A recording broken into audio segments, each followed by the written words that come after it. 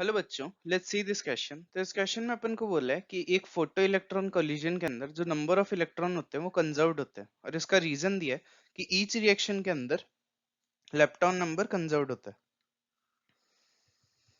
तो ये क्वेश्चन करने में जो की कॉन्सेप्ट यूज होगा वो हो जाएगा लेप्टॉन नंबर कंजर्वेशन।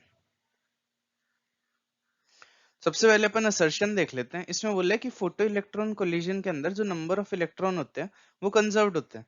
तो जब अपन एक मेटल सरफेस पे फोटॉन्स इंसिडेंट कराते हैं तो कुछ इलेक्ट्रॉन्स एमिट होते हैं और फिर कुछ इलेक्ट्रॉन इसमें ही रह जाते हैं।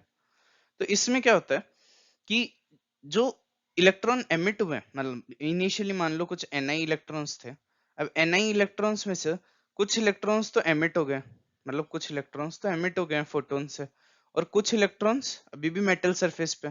और ये जो इनका सम होता है ये इनिशियल इलेक्ट्रॉन्स के इक्वल होता है, क्योंकि जो नंबर ऑफ इलेक्ट्रॉन्स है वो तो कंजर्व्ड ही रहेगा, क्योंकि या तो इलेक्ट्रॉन एमिट हो जाएगा या फिर इलेक्ट्रॉन मेटल सरफेस में ही रह जाएगा। तो जो नंबर ऑफ इलेक्ट्रॉन्स है वो तो कंजर्व्ड रहेगा, तो अपना जो असर्शन है वो तो करेक्ट है। रीजन क्या दिया है कि हर रिएक्शन के अंदर लेप्टॉन नंबर कंजर्व्ड रहता है। लेप्टॉन नंबर के अंदर एक होता है electron lepton number.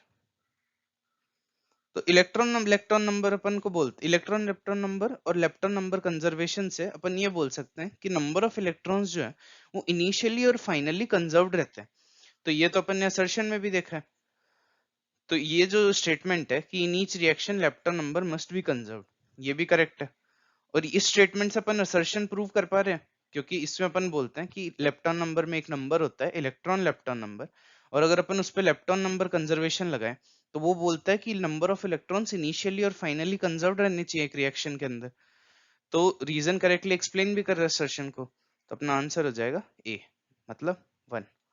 So the final answer is 1. Hope you understand it well. Best of luck.